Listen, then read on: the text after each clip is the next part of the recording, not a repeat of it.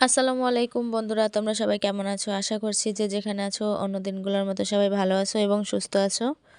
চলে আসছি তোমাদের জন্য একটি নতুন রেসিপি নিয়ে। আশা করছি তোমাদের কাছে আমার ভিডিওটি ভালো লাগবে।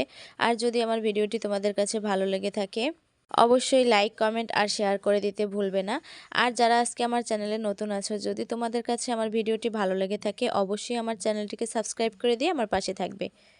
তো যাই হোক, এখন আমরা মূল রেসিপিতে চলে যাচ্ছি।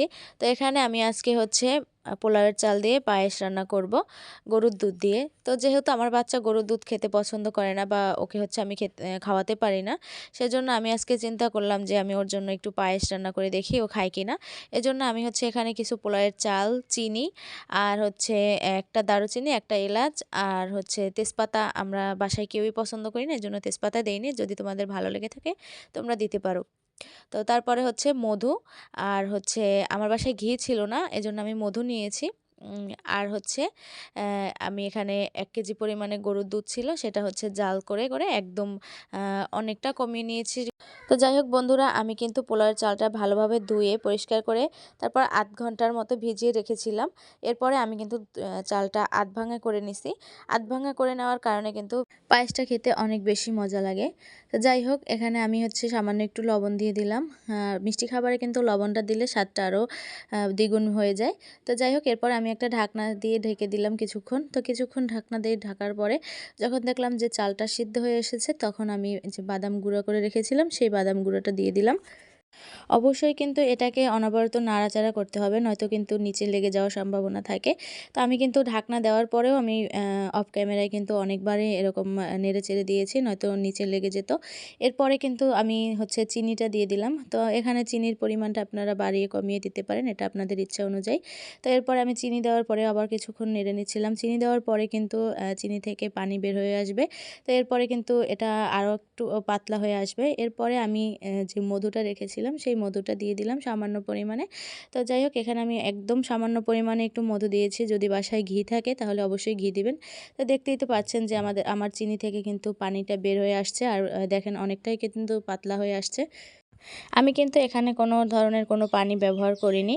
চিনি থেকে জাস্ট যতটুকু পানি বের হয়েছে ততটুকু, আর বাকিটা হচ্ছে দুধ। তো এখানে আমি কিন্তু মাটির চুলায় রান্না করতেছি। আপনাদের যাদের বাসায় বাচ্চারা গরুর দুধ খেতে চায় না বা পছন্দ করে না, তাদের বাসায় কিন্তু এরকমেরভাবে পায়েস রান্না করে খুব অল্প সময়ের ভিতর বাচ্চাদেরকে খাওয়াতে পারবেন। আমার বাসায় আমার বাচ্চা দুধ খেতে চায় না, এজন্য আমি হচ্ছে এই পায়েসটা আজকে রান্না করলাম। আমরা সবাই খাবো। তো যাই হোক, এই যে দেখেন পায়েসের কালারটা কিন্তু মাশাআল্লাহ অনেক বেশি সুন্দর আসছে আমার। তো এখানে আমি বারবার করে নেড়ে দিচ্ছিলাম। যখন পানিটা একটু শুকিয়ে আসবে, যখন আপনারা ঘনত্বটা বুঝবেন যে এখন উঠানো যাবে, তো সেই ক্ষেত্রে কিন্তু আপনারা উঠিয়ে নেবেন। এই যে দেখেন একটু পাতলা করেই রাখবেন। এরপরে কিন্তু পায়েসটা যখন উঠিয়ে নেবেন, ঠান্ডা হলে কিন্তু এটা অনেক বেশি ঘন হয়ে যাবে। তো এই দেখেন আমার কিন্তু প্রায় হয়ে আসছে। আমি আরেকটু সময় রাখবো চুলার উপরে। এভাবে করে পায়েস রান্না করলে বাসার ছোট থেকে বড় সবাই অনেক বেশি পছন্দ করবে। খুবই অল্প সময়ের ভিতরে কিন্তু এই পায়েসটা আপনারা বাসায় বানিয়ে নিতে পারবেন। আর এরকমভাবে পায়েস রান্না করলে কিন্তু খেতে অনেক বেশি মজা হয়ে থাকে। তো এই যে দেখেন আমি কিন্তু আরও কিছুক্ষণ জাল করে নিতেছিলাম। তো এখানে কিন্তু আমার রান্না প্রায় শেষের দিকে। এখন কিন্তু আমি পায়েসটা নামিয়ে নিব, কারণ এটা একটু পাতলা করে রাখতে হবে। আমি আগেই বলেছিলাম যে এটা একটু পাতলা রাখতে হবে। পাতলা রাখলে কিন্তু এটা যখন আপনি ঠান্ডা করবেন তখন কিন্তু এটার ঘনত্বটা বেড়ে যাবে।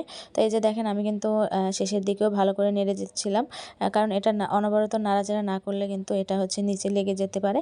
তো এই যে দেখুন আমি কিন্তু এরকমভাবে জাস্ট নামিয়ে নিব। তো এই যে দেখেন আমি কিন্তু নামিয়ে হচ্ছে একটা বাটিতে রেখেছি।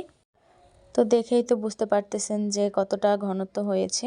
আমি জাস্ট ওরকমভাবে পাতলা রেখেছি। এটা হালকা একটু যখন ঠান্ডা হয়ে আসছে তখন কিন্তু এরকমভাবে ঘনত্বটা হয়ে গেছে। তো আপনারা কিন্তু বাসায় অবশ্যই ট্রাই করবেন। খুব অল্প সময়ে কিন্তু এই পায়েসটা আপনারা রান্না করতে পারবেন।